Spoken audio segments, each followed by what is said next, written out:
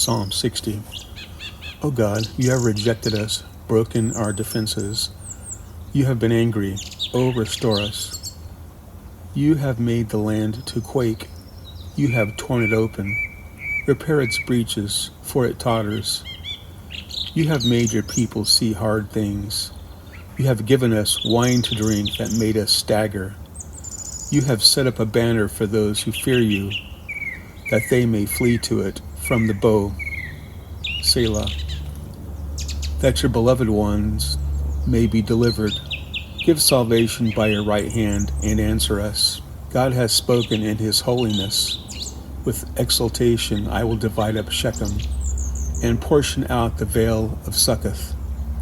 Gilead is mine, Manasseh is mine, Ephraim is my helmet, Judah is my scepter, Moab is my wash basin.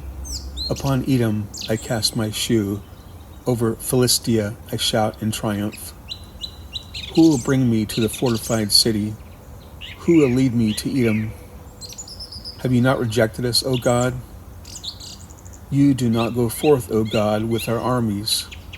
O grant us help against the foe, for vain is the salvation of man.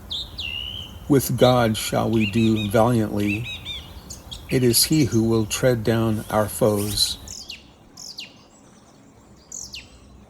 Psalm 60 is a lament by David after military defeat, expressing Israel's suffering from God's anger, but ultimately a prayer for restoration and a confident belief in God's promise of victory.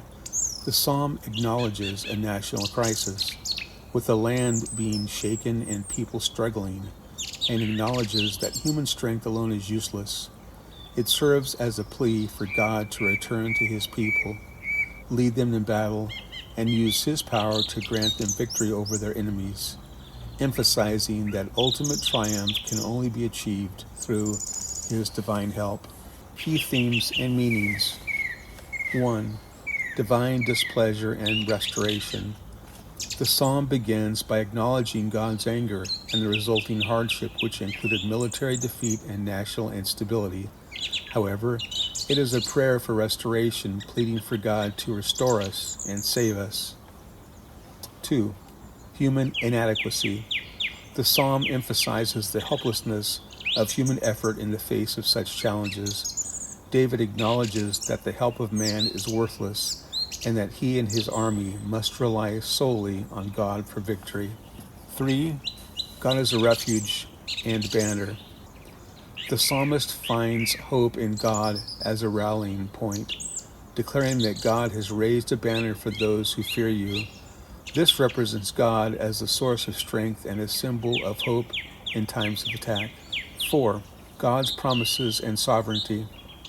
The psalm recalls God's promises of victory and his ultimate sovereignty over the land and surrounding nations. David remembers that God's promises concerning Israel's land will be fulfilled through his power. 5. Confidence in future victory. Despite the current defeat, the psalm ends with confidence in God's ultimate victory. David knows that if God goes out with him, and with God we shall do valiantly, and the enemy will be overcome. Structure of the psalm. Verses 1 through 3. A lament acknowledging God's anger, the military defeat, and the resulting national crisis. Verse 4. A declaration of hope and a rallying cry, recognizing God's promise to those who fear him. Verse 5. A direct prayer for deliverance and salvation, asking God to use his right hand to answer and save. Verses 6 through 8. A joyful recollection of God's promises and his sovereignty, which include dividing the land and subduing enemies like Moab and Edom. Verses 9 through 12. A final plea to God to lead them into battle against the remaining enemies, expressing confidence that with God they will be victorious.